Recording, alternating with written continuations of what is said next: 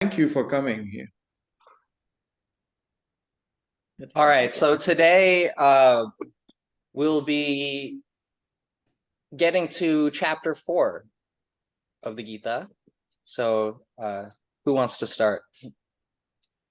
Well, I'm just going to hand off to Jeet. Maybe Vaishali has been here after a while, and Divya also has been here after a while. Divya has been busy with her studies.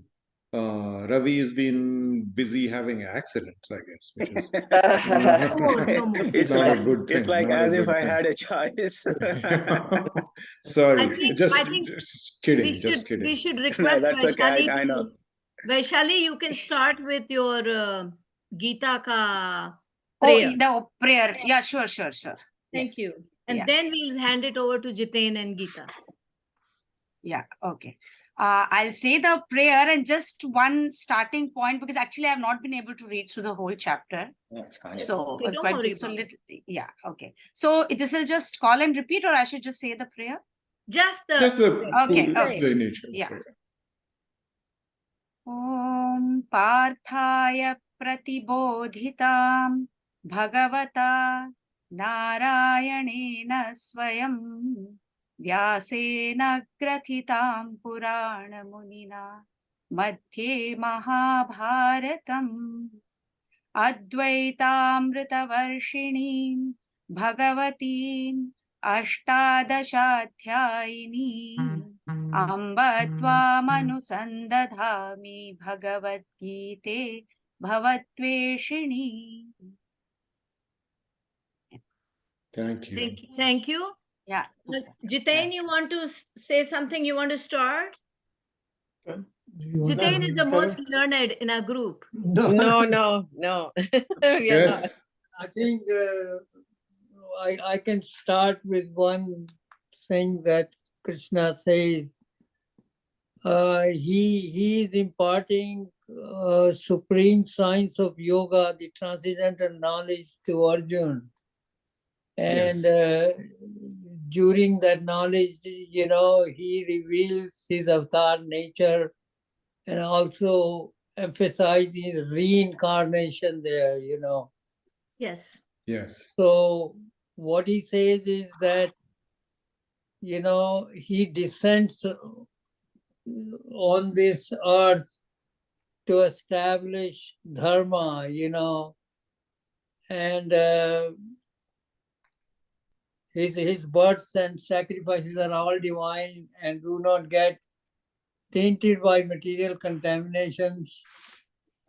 So people who know that, once devotees know that he is avatar, he's divine, so they engage in his devotion, they do bhakti with him, and then he attains God and does not take rebirth.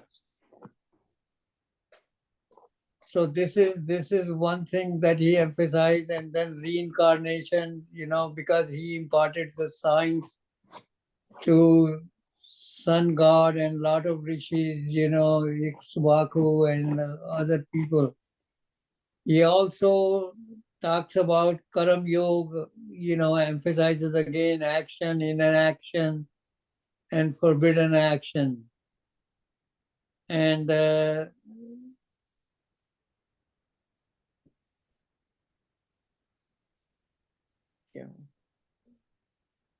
he's reading his notes. That's He okay. wrote. That's okay. Yeah. That's good.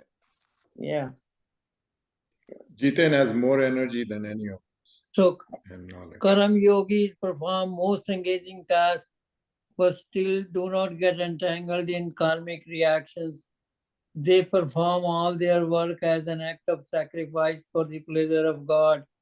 When sacrifice is performed with proper knowledge, its remnant become like nectar. By taking these nectars, the devotees are cleansed of all impurities. Even the biggest sinner can cross over the ocean of material miseries by following these principles. So this is, the Karam Yoga, he is emphasizing Karam Yoga again. And main thing is that you do act of sacrifice. That means that any karmas, any work that you perform for the pleasure of God, not for yourself, and in the process, you also benefit yourself. Yeah. That's good. Pragna, you want to say something? No, I'm good. I'm here to listen primarily. That's I'll okay. Don't worry. definitely Don't get, contribute next time. no, Thank you. don't get stressed. Yes. Thank you. Ravi? Yeah, I was I was actually reading that last night and this morning a little bit. So the biggest thing I take out of that chapter is what we all go through. What I am going through right now. Every one of us has these doubts. We have the doubt that is somebody actually listening? Is somebody up there somewhere that listens to us? Does this all have meaning? So why are we doing this? I go through that several times. I mean, Doing what? like doubting God, doubting what we are doing, doubting whether somebody is actually there, or this is all somebody is saying. So that is what that chapter also says. Like it is very difficult for people to grasp this in one whole thing and be like perfect beings, like the minute they hear to this. So people have to go through this process, and Krishna explains the ascending and descending way to do that. That comes from Swami Mukundanandji's commentary also. So if you get a guru that you can trust, these days it is very difficult to get a guru that you can trust also, like 100%, like everybody has their own agenda kind of thing. So if you get a guru that you can trust and follow the directions, if he has done this sadhana and if he himself is closer to God, it will be a lot easier to you to attain that path or be in that path. We're not going to attain the path like that easily. There is a lot of noise in our heads that we keep questioning that. So that is what I think he addresses there to like Arjuna, in basically to all humankind when he says that to Arjuna. So we have to either find the right guru and follow the path, or the descending way. That's like you do it. You have to go back and forth. You test and evaluate everything that is said, and pretty much I think that is where we are all at. Everybody has a different experience of their own spirituality, their own life, and we take lessons from that and we keep progressing. So the goal should be towards progress. These questions, to understand that these questions are normal, that we all go through this. We are all human. We make mistakes, we fall short, and not to give up. That is basically the capitalist idea also. That's what everyone says, not to give up. You will make mistakes. If you keep progressing, then you will make whatever the golden part at the end of the rainbow. Or if it is a spiritual path, it is going to be difficult. You still need to be progressing towards that goal. You will fall short, and then you go read and listen to lectures or listen to people that have done this before. And another frustration is that happens in my home as well. My brother and I have these arguments. A lot of times in Hinduism, the unfortunate thing is people come up as gurus and they get following, and they do all kind of nasty things.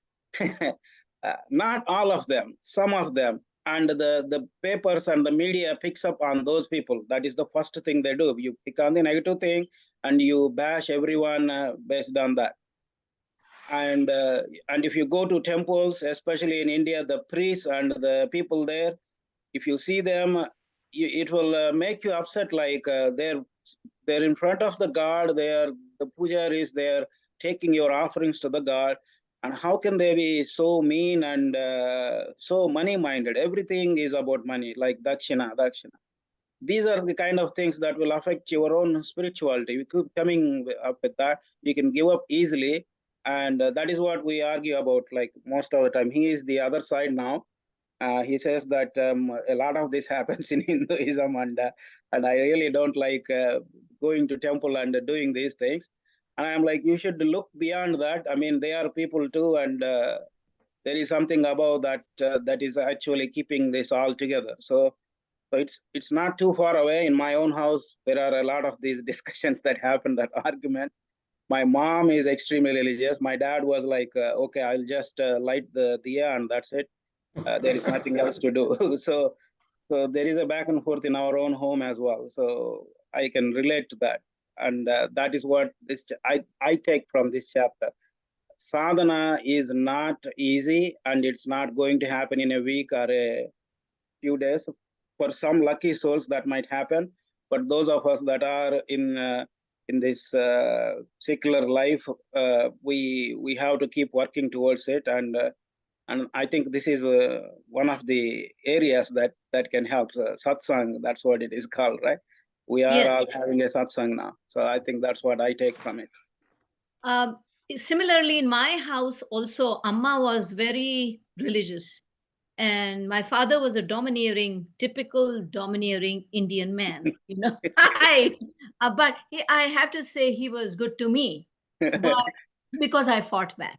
Anything he did, if I went to learn with him, he will say, "Ye nahi sikha," and he'll touch my ears, you know, and I'll hit him and I'll say, "Forget it, I'll fail, use your money."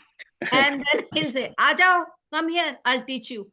I said, "Yeah, teach me without touching me."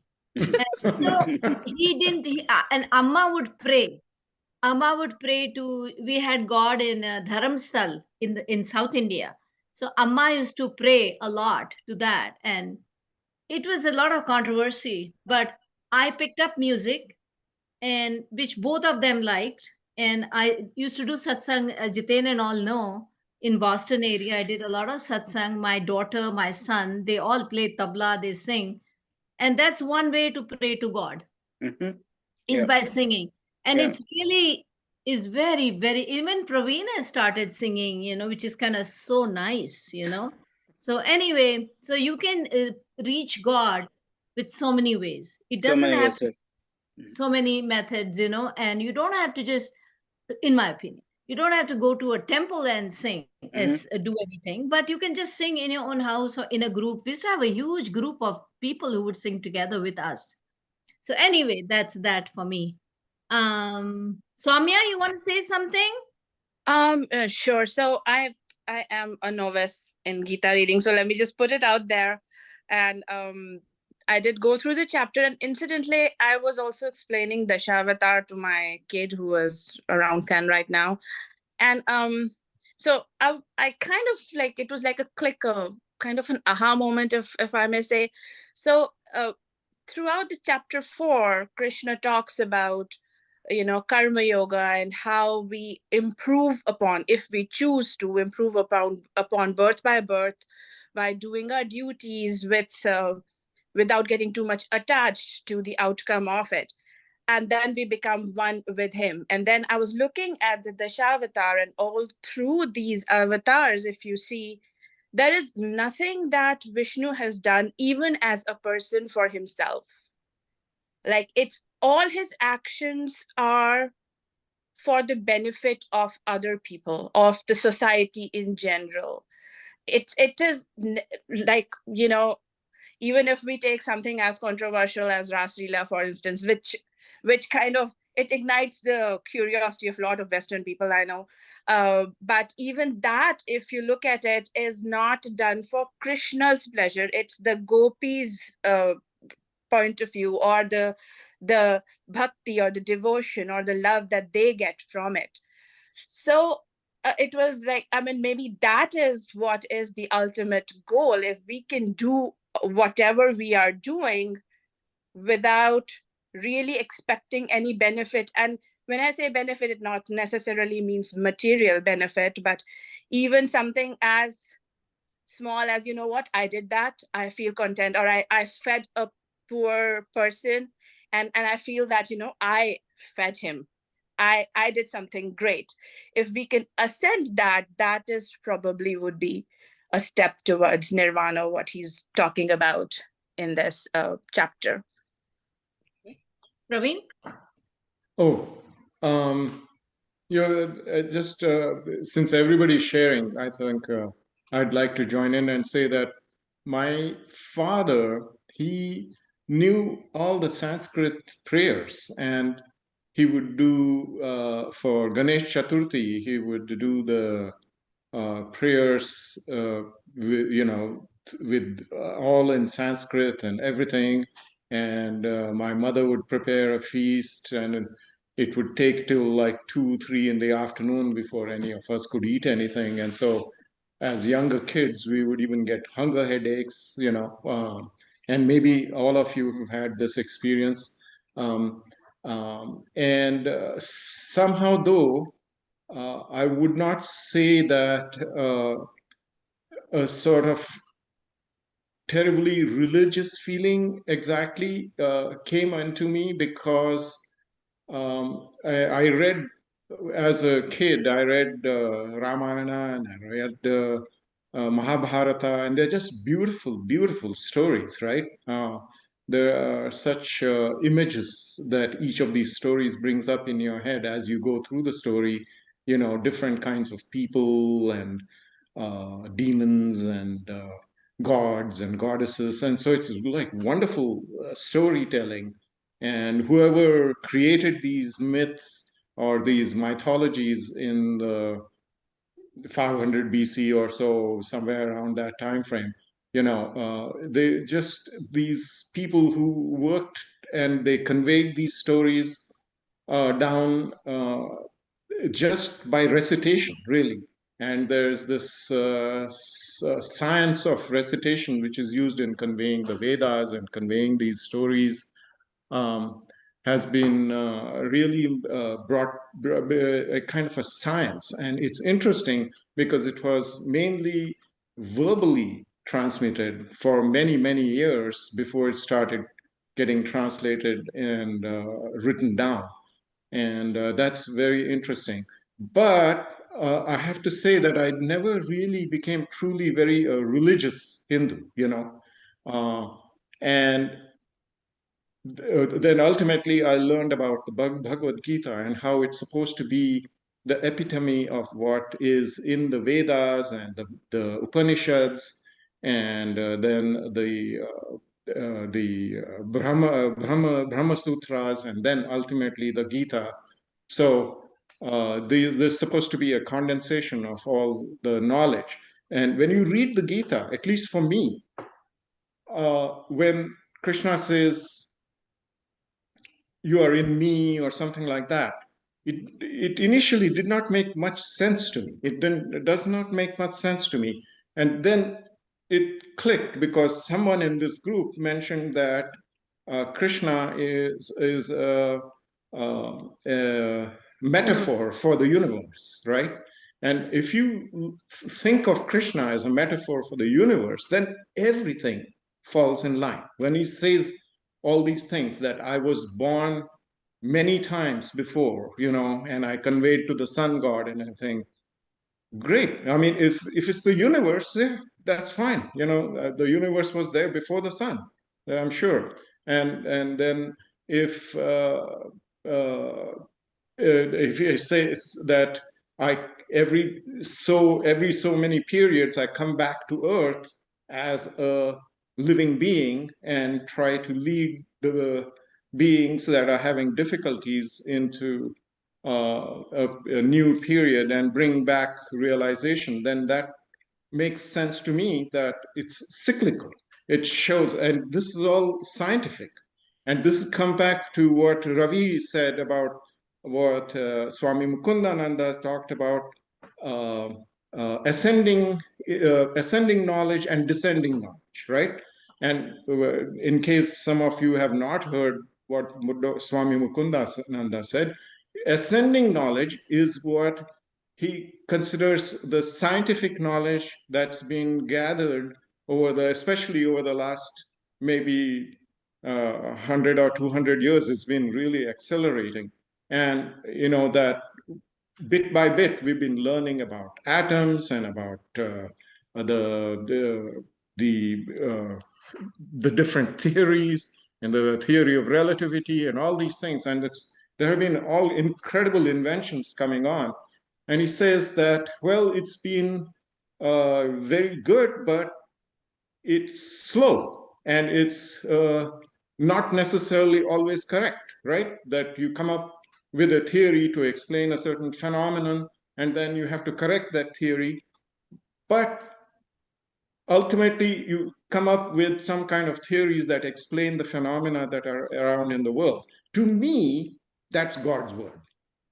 Following these theories, that's God's word. Understanding the universe is God, and trying to understand the laws that make up the universe, that's God's word.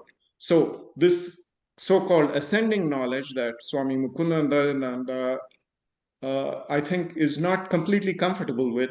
I think it's great, okay? And the descending knowledge, what he calls, Swami Mukundananda says, is when you find a guru, someone who's very knowledgeable and will teach you what to believe.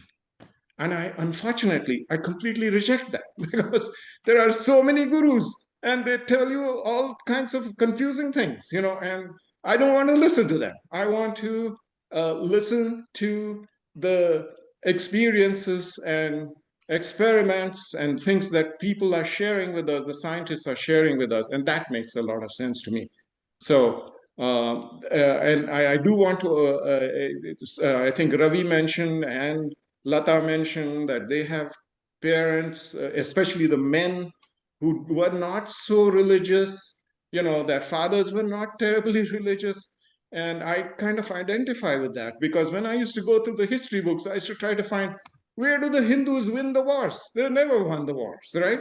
It was always the Muslims who won the wars or the Christians won the wars. So what good is all this praying and doing pujas? What good is that done? But you can fight in the name of, if you're going for a fight, like Arjuna is going and he's refusing, but Krishna is there to help him fight. And so it's okay.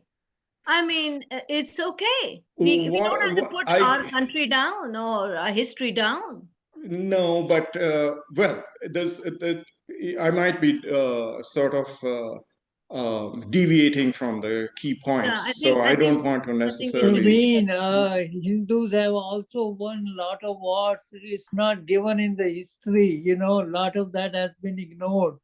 Slowly and slowly, people are bringing those history back. Yes. And also, I mean, I feel it's not necessarily the wars with, like, say, a sword or a gun or something, but the fact that a world around karma is accepted and people acknowledge it, and yoga is there everywhere. Yes. That is the effect of Hinduism, I feel, which is percolating, which is going through the society. So it's like, so many atheists which talk of atoms and science, and then they can relate to what Vedantic teachings have said about them. Yes. So that is just that is another sort of war. It's a soft power. Power. Yeah. So Hinduism has been very good at projecting soft power, and so has Indian culture is very good at projecting soft power worldwide. And the Hindus have had a reverence for knowledge, and you can see that where we've been successful is pursuing knowledge and pursuing rules and trying to be disciplined about pursuing knowledge, and worldwide we are succeeding in that. So that's a different kind of war, I guess, if you Divya, want to you would like to talk now? So I would just love to elaborate on some of the concepts that have already come up. I think that when we were first talking about chapter 4 a few months back, I mentioned about something similar to the universal truth that Pravin.Mundkur was speaking about. So it looks like Krishna has been just announcing that he is the universal truth because he is the one who's seen all of the characters in this story move through all their different lifetimes. And that is what makes him the universal truth, because he's seen them in past lives and he's seen their rebirths. And the knowledge of the yoga that he speaks about is lost naturally in Dharma and A-Dharma. as people go through their different lifetimes, but he's able to reestablish the principles of Dharma if people listen to him. And if they don't listen to him, then he's not able to reestablish the Dharma and the truth that they're seeking. And that's why he's, constantly trying to get people to take, or as Arjuna reaches out to him, he's trying to explain to him that this is the wisdom that you will see. This is the light that I have for you. So listen to me, because I've seen how this world works, and I know kind of the end, how the story should be going. And when it comes to gurus, and I think Ravi was speaking about different gurus, there is a line about how there are many gurus who will take the wealth of their disciples, but it's rare to find a true guru who will remove this ignorance and the miseries of a disciple. So there are so many people out there as we choose our teachers. And as someone who's, been the youngest in a family, and in a position that's, you're female, you're young, and you look like a really small person, I can't tell you how many in my personal life people have disguised themselves as my teacher, and I kind of have to wonder, who is this person who all of a sudden has come to me and said, I'm your teacher now? And you always have to go back and forth between who the real teachers are in this world, and what people want from you before you choose who tells you what to do. Yeah. Gita Goila. Okay, I agree to the descent. Can't see your face. Can't see your face. Okay. Yeah. Krishna in this chapter has said, I will come down. He has revealed himself as God now. Before he was telling what is dharma, what is swadharma, what is karma, right? And he is very much into karma yoga. So now he is revealing to Krishna, Arjuna, that he is God. He has taken a birth, and he did not come as born. He came through Yogamaya, and he is without action, without accepting the fruit of knowledge, without acquiring fruits. He is nirguna. So since he came down, and now he says, I come down all the time when the dharma is in danger. So I establish dharma and kill the evil, remove the evil, right? So now he's saying, later, slowly he's saying, how do you do that? How do you attain? I mean, in between, the knowledge has come down, his descendancy, but now in between it got lost. This knowledge that I gave to Manu and everybody, in the course, it has gotten forgotten, right? So now he's saying, I came here to reestablish that knowledge that I gave to Sun God. Oh, to right? Sun God. He was the first one whom he gave, right? So now I'm coming back to give the same knowledge, which has been destroyed or gotten away, removed. So then he comes down to saying, who can attain this knowledge now in this work, in Kali Yuga, and whenever, who can do it? A Swami can do it. He has done Siddha Avastha, he has practiced and practiced and practiced and gotten that knowledge that I gave. Or a Grihastha Ashram can also do it. The same knowledge that I gave, which he is given to Arjuna. He is a Grihastha. Arjuna, Krishna Bhagwan is also a Grihastha. And so many people, they can also attain. How? Right? Which is very difficult. And that is through worship of the action without an action, and action in action. This is controversial, right? How? By being sthit in one position, not getting attached to fruits of the fruits of the action, right? So this has to be practiced a lot. It cannot come in one day, that's for sure. Janma after janma after janma, you get that knowledge, you accumulate that knowledge, right? You can get it in this world, by getting a very real guru, or you can practice and come back again and again, and you will get that knowledge. Whatever you get that punji, right? You will carry it in your next life. This wealth you will carry. It will not be lost. You will carry it into your next life. It is rebirth, the way he is explaining. That I don't remember, you don't remember, I remember all the life, all the births, right? So since you can get, anyone can attain this, how fast, right? How fast? If you do it very hard labor kind of thing, right? You will attain this. If you do it slowly, you will attain slowly. If you do fast, you will attain this knowledge. Brahma, you will attain Brahma. So, but people who have doubt, he's saying in this, people who have doubt, do not have Shraddha, respect. Do Doubt not about God. Yes, like doubt, why, right? About religion, about this knowledge that I'm participating.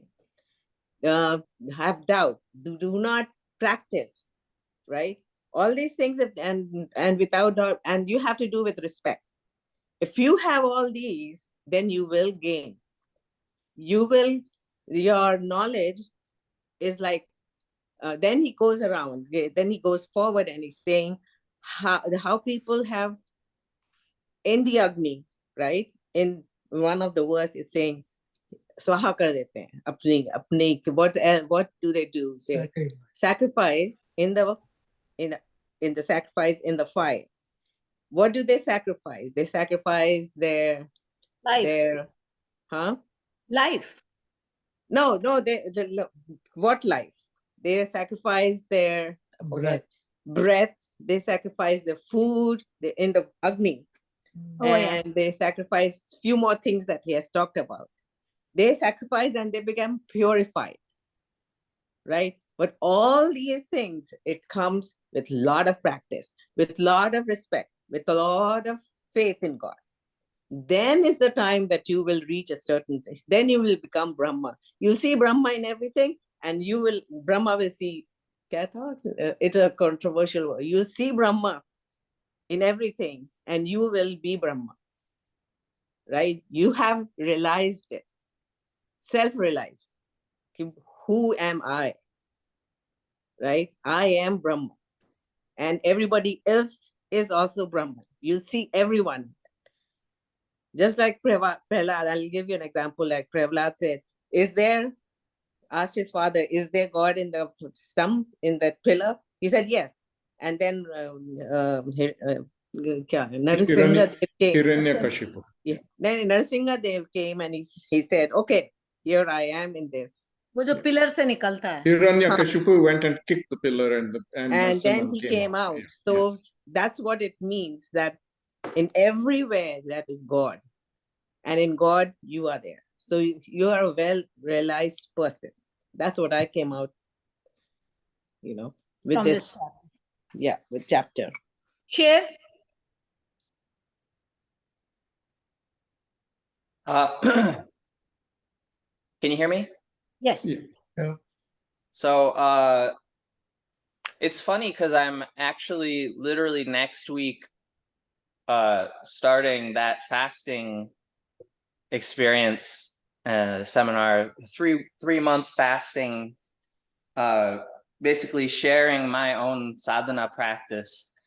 And this is exactly what comes to mind when I'm thinking of all this, because you can think about this sacrifice in the fire of all these aspects of life as an external ritual that can be done for the community in order to develop sort of a community intention. And then you also have the internal principle in one's own individual life of developing this connection to Krishna. And so one of the most powerful ways that I do in my own life, in my own sadhana, my spiritual practice, is through fasting. and slowly over time changing the foods that I'm eating. So both fasting and also dietary modification over time, over the long term. So that's, in combination with all the other aspects of life, is one way of sort of creating this momentum shift in life, and that change in being able to transform that karma, the experience, and find that dharma or ability to just listen to what Krishna is saying in the first place and follow that guidance. So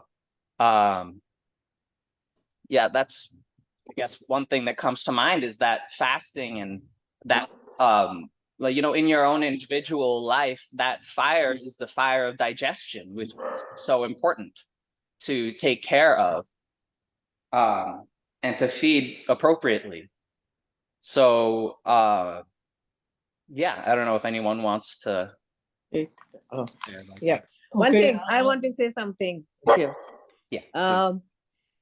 In this also it says, it's chapter 4. It says everyone has his own journey.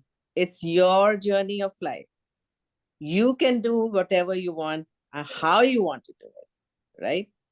You have chosen this. Basically, you're going to burn it in ashes. Your food habit, right? Whatever way you want to do it. It's okay. Everyone has their own way of attaining that knowledge. And you can become, once you sacrifice that with good intention, you will attain self-realization.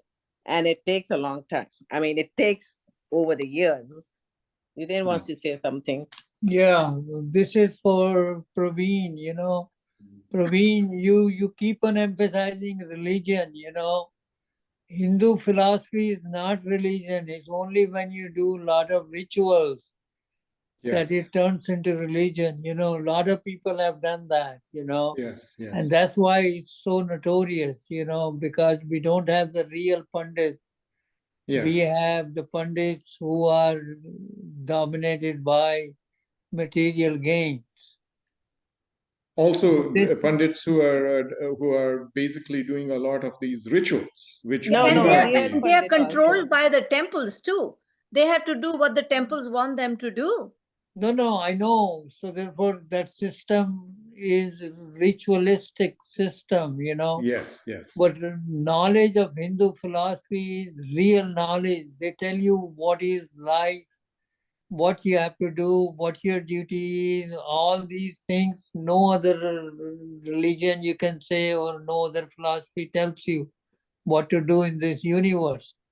So it is very useful for people to acquire this knowledge, and there are various ways to acquire this knowledge, and you certainly have to find a spiritual master, bona fide spiritual master. That's a long way, because it's not easy to find that, And you really have to believe, once you get a good you have to really arpan karna hai, sacrifice yourself to him. Yeah.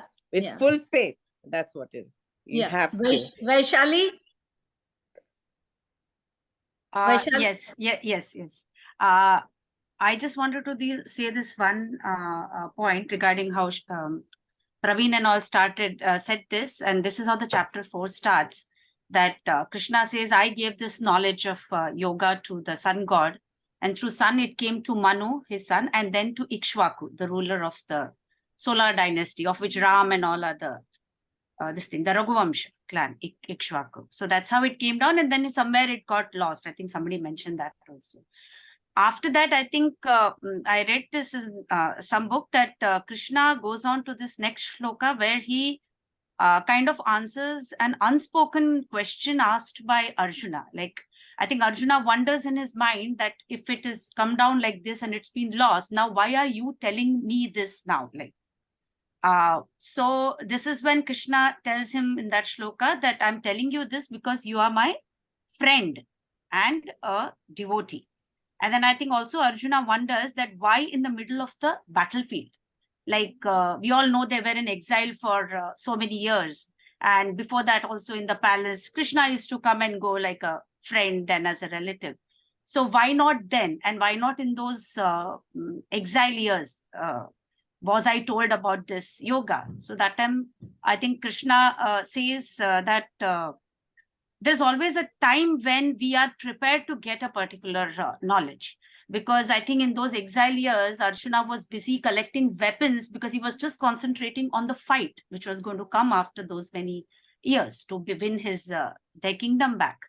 So even if Krishna would have told him this knowledge, he was not ready. His mind was not ready to get that knowledge, to receive that knowledge. So this is one thing I found it very good to take it in my life, that I think we get things, whether it is materialistic things or whatever we desire, or, you know, some things like a master, only when that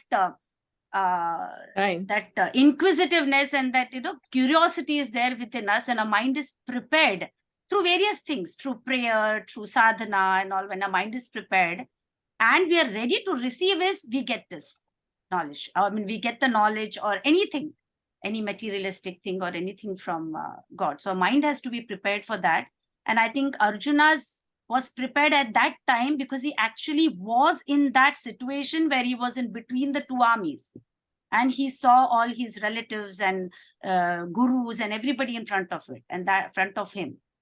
And that's when he thought that I don't want to fight, because that time the getting the kingdom and all didn't matter to him anymore. He didn't want anything, any materialistic thing. So yeah, thank right. you. Adding to what Vaishali has said, like the pain that Arjun feels at that moment when he's standing in between two armies which are about to like literally kill each other, and both sides he is seeing people with whom he spent his childhood, like, you know, his revered grandfather Bhishma standing there. So that pain is that what creates the, I feel, it creates the vacuum where the knowledge of Gita can fill it. He actually becomes, we use a word in Hindi called patra, to receive that knowledge at the correct time.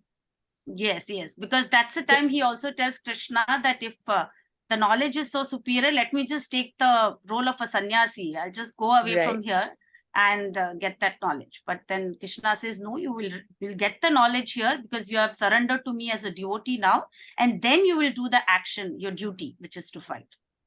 So can I say something? Can I add something? Can I? Okay. Okay, Ravi? you go ahead. You go ahead and I'll... Ravi, you finish. Ravi, you talk. Okay. Okay, so I want to say 2 slokas to address all the things that we are talking now. So here is the first one. Pradama Pratima Puja, Japastotradi Madhyama, Uttama Manasi Puja, Soham Bhavaha Uttamottama. That is what the essence of Hinduism is. You start with the rituals, you start with the ideals, because our manas, our mind is very difficult to control. It's like a monkey. That's what Shankaracharya says too. So to control that mind, to focus, we have this murti, and then we go to the other levels, the manasik level, and then thinking that the nirguna upasana. The nirguna upasana. So the next one is this. Om Satchitananda Parabrahma Nirguna Rupa Paramatma Adi Bhagavati Sameta Adi Bhagavate Namaha. There is no difference between Krishna, Shiva, or the Shakti. Ardhanarishwara is what they are called. These are all different forms of the God that were taken shape to address the things at that time, the Rakshasas and that. Now coming back to the science aspect of it. If you just think about Darwinism, we all started as a primordial soup somewhere in an ocean, and then frogs came, and then between fishes came, and then something got on the land, and that something eventually turned into a mammal, and that mammal eventually became a human being. So there are several steps to that process. So obviously there was some being that was the beginning of all this. There was a person, even after a fish, or maybe 10 people that became these different kinds of people.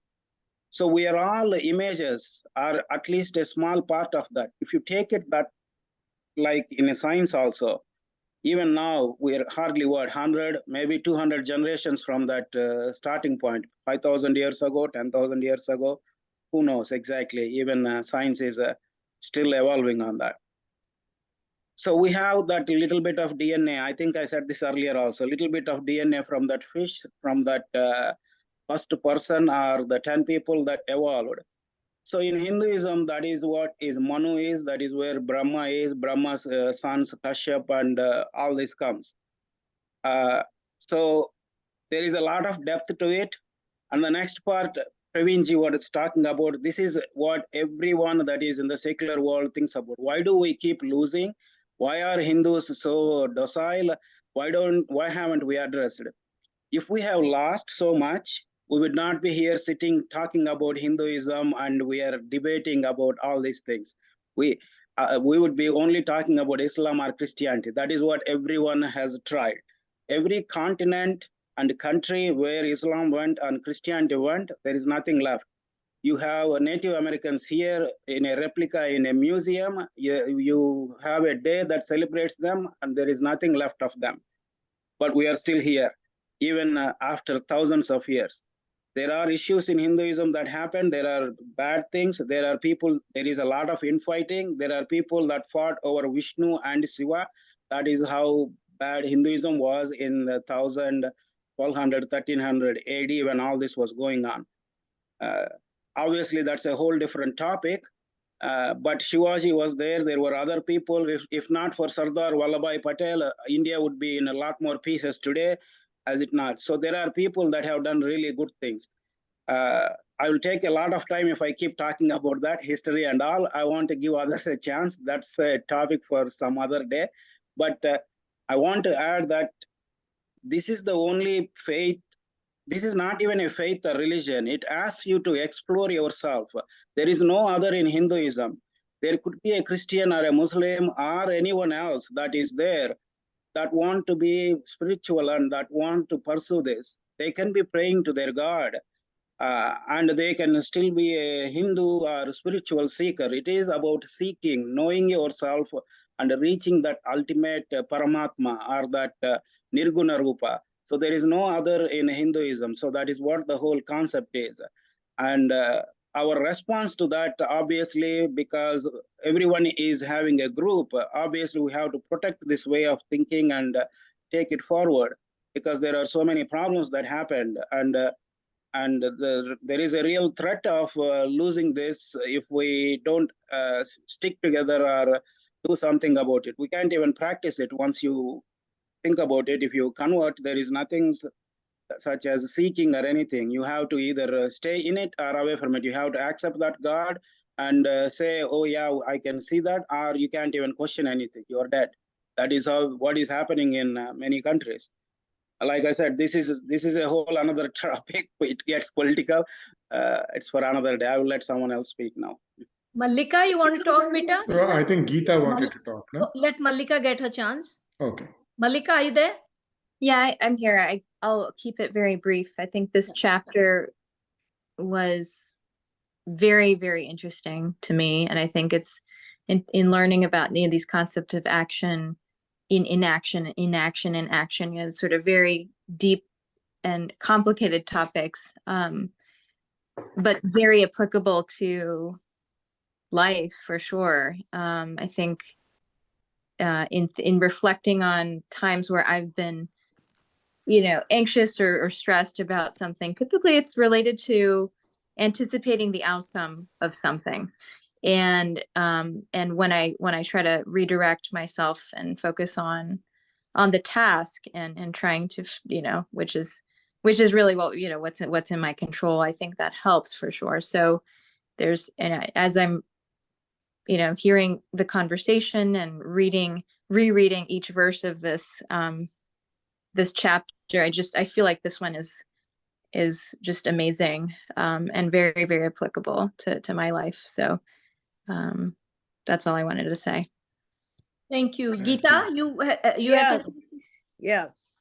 It's, somebody had said that about Krishna, right? About saying killing of the demons, right? Or doing things at the right time. He did not killed Kans at a wrong time when he was younger. So he knows when the right time is to kill Kans, right? He knows. He does not do things beforehand or after. He does it just at the right moment, right? So his ways are nirala, jisko kehte hain. Nobody understands him. He is the only one who knows him. Even sometimes Lakshmi ji is sitting up in the throne and they're saying, she's saying, what is it? What is it? Why are you doing this? He is saying, time has not come. For us also, in this world, we have to make a patra, container, right? Make a what? Patra, weapon, Container. container, right? Bowl. A bowl, A pot. a bowl, a pot, right? A Whatever. pot. Oh, vessel. Patra. Oh, Vessel. okay, Yeah, okay. patra. Patra. Mm. And if you don't make that path, where is the guru going to give you that knowledge? You have to start working on it before you go to the guru. Guru can only give you that knowledge in that pot if you're ready, right? So you have to be prepared before, you have to be prepared. You should be getting prepared. And then when you go to the guru, you surrender to him. That's when he gives you the grace of God. That's what I think. That's what patra means, that you have to make the pot. Otherwise, the guru does not know where to give you the pot, Where is to the give you guru? the knowledge. How do you get You the have to guru? find, first you have, that's what I'm saying. First, you have to prepare yourself.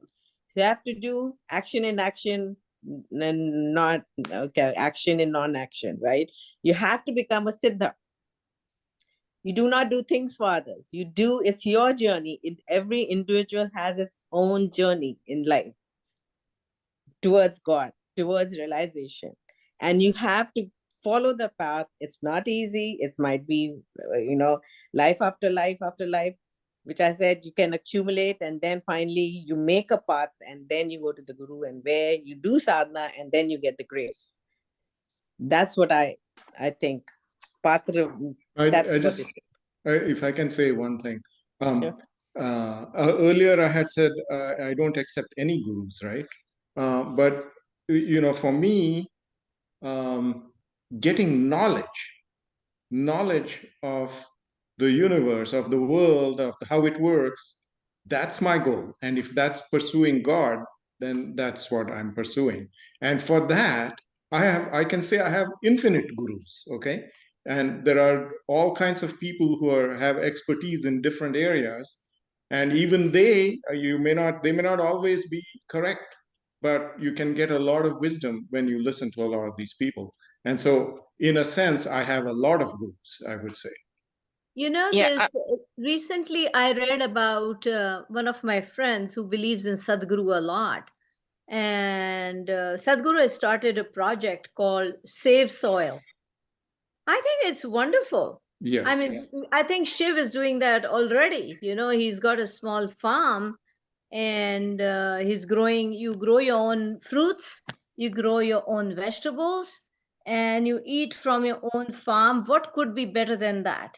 Save soil. I think Shastri ji had started that in India. I don't know whether anybody remembers that. Do you, Ravi? Were you there in India at the time? Ravi is probably too young. He's too You are young. probably too much younger than us.